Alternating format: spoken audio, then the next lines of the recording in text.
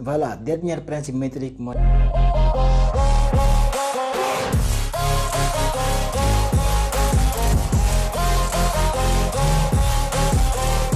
ma leen di fàttali aussi bu nekkee da ngeen di doog a dal ci vidéo bi n'oubliez pas ngeen abonné activer notification yi aussi bu nekkee lépp lu jëm ci wàllum crypto monnaie ak entrepreneuriat ak aussi investissement yitteel na la abonneel activer notification yi ndax fii duñ ci waxtaane lenn loo xamante ni jëm ci loolu muy comment analyser les communautés de la DeFi ak ñoom nan lañu adopté nan lañu amee adoption ci projet bi.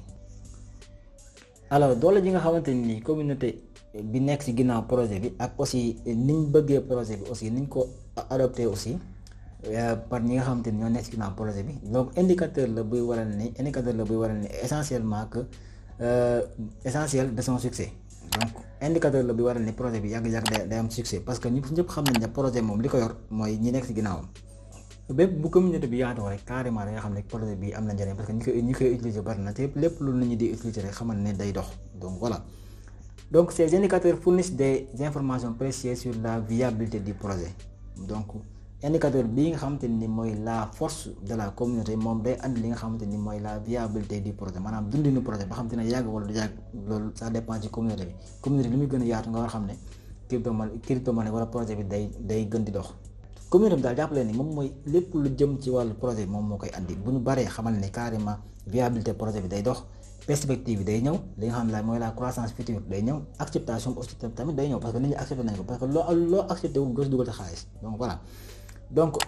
interagir avec la communauté d'un projet est essentiel pour comprendre plus profondément son ressenti son engagement et son optimisme. Donc ngay interagir ak communauté bi nga xam ne ñoo nekk ci benn projet di leen poser question ñu lay tontu ngay dugg ci forum yi di xool carrément gars yi di lire quoi ay articles nangam gars yi ni ñu jëlee projet bi da lay permettre nga xam nit ñi nan la ñuy dundee projet bi ak aussi seen engagement fa la toll ci projet bi ak aussi seen gëm-gëm ak seen gis-gis ci projet bi fu mu toll. Donc cette interaction vous permet d'évaluer le niveau de soutien, d'engagement et de confiance au sein de la communauté. Mooy li ma wax léeg-léeg da lay permettre boo xamee loolu da lay permettre nga xam carrément engagement wu communauté bi confiance bi nga xamante ni communauté bi am nañ ko ak aussi lépp lu jëm si wàllu crypto monnaie ba xam communauté bi nan lañ ciy doxee da ngay xam carrément lépp parce que boo duggee ci forum di nga gis gars yi suñu commentaire ni ñuy waxee ni ñuy def nii di nga xam carrément seen état d'esprit par rapport ak investisseurs yi si projet bi. Voilà les réseaux sociaux yaa fa falaa nga dugg fa pour xam carrément pour mën a am ay informations parce que ces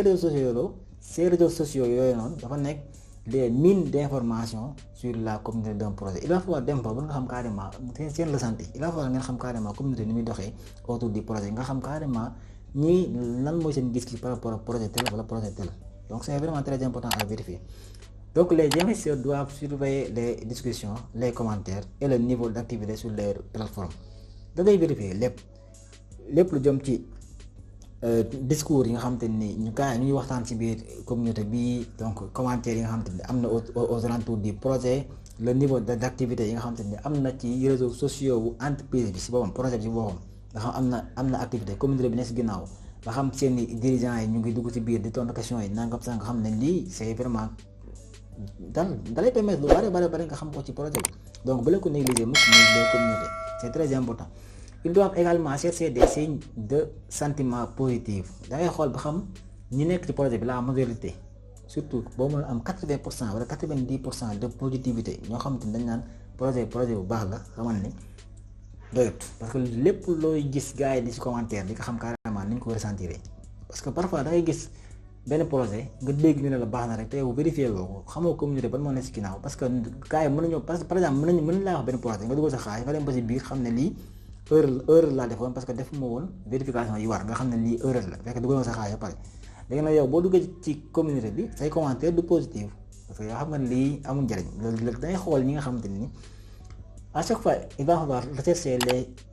les commentaires négatifs par rapport ak projet boobu noonu boo gisee boo xoolee ba pare nga xool nga comparer ko ak les commentaires positifs ba xam ban moo gën a ëpp doole ba xam ci ñii ne baax na ñoo ëpp doole wala ñii ne bon na ñoo ëpp doole pour nga mën a jël say conclusion boo gisee ne projet bi maanaam ñi wax ne baax na ñoo gën a bari xamal ne gars yi bëgg nañ projet bi adapté woon ci projet bi xam nga xam nañ am na ci gëm-gëm ak lépp lu jëm ci côté boobu am nañ ko ci il va falloir juste nga xam ni nga ci duggee pour nga mën ko comprendre donc c'est aussi simple que ça.